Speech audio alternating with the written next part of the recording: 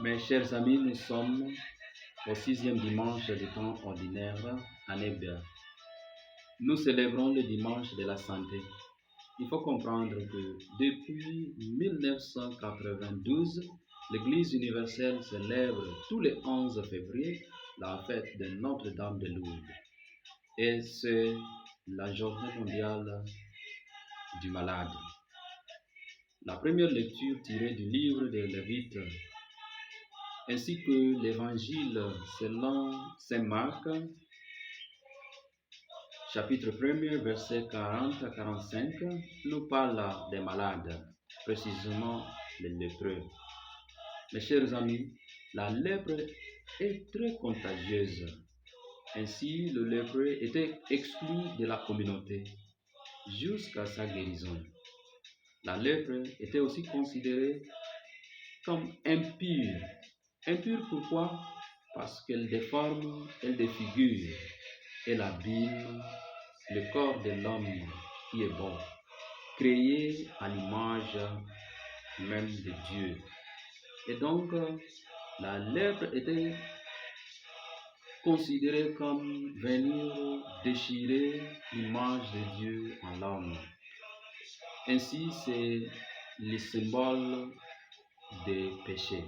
Pourquoi? Parce que c'est le péché qui déchire, qui déforme l'homme, qui défigure, qui abîme l'image de l'homme, de Dieu en l'homme. C'est ainsi que, en tout premier lieu, Dieu voulait à tout prix protéger son peuple de cette maladie. Voilà le message de la première lecture du livre de Lévites.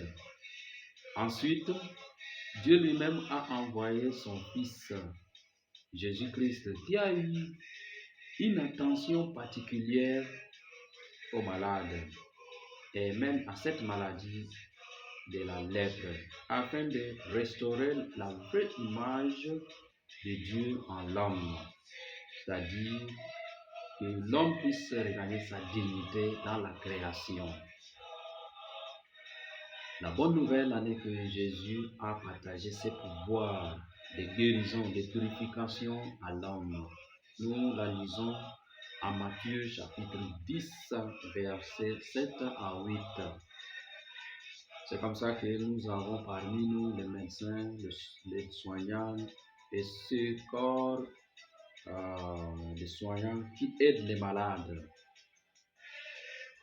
Dans le texte évangélique de ces jours, Jésus, plein de courage, touche par ses mains le lépreux.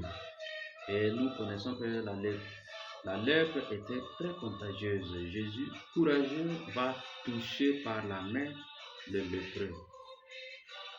Ainsi, pour le purifier, et on nous dit il faut toucher, le lépreux l'a quitté, le lépreux a fui, le lépreux a laissé l'homme, la lèpre est partie.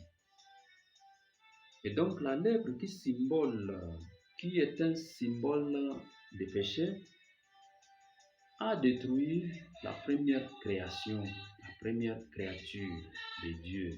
Et Dieu est venu restaurer sa créature. Et donc, Jésus vient retoucher, recréer l'homme détruit par le péché. Rappelons, il a pris nos péchés jusqu'à monter sur la croix, afin que nous puissions être sauvés, purifiés. Mes chers amis, lorsque nous nous mettons au service des malades, par des petits gestes, les rendre visite, préparer la nourriture pour eux, les aider à prendre leurs médicaments, les emmener, les envoyer à l'hôpital, leur donner le médicament, les toucher un peu, nous collaborons avec Dieu en leur redonnant la force, en les recréant encore. C'est ainsi que le pape François, dans son message pour la 32e journée mondiale du malade, va citer le livre de la Genèse, chapitre 2, verset 18, en disant, il n'est pas bon que l'homme soit seul. Donc, il n'est pas bon que les malades soient seuls. Ainsi, nous devons les aider. Nous devons être à côté d'eux. Comme ça que Saint Paul, dans sa dans la deuxième lecture, dans sa première lettre aux Corinthiens, chapitre 10, verset 31, jusqu'au chapitre 11, verset 1, va nous encourager.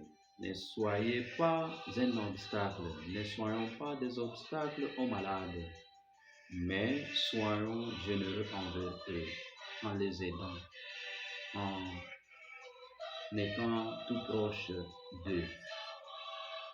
Mes amis, bon dimanche et bon service aux malades.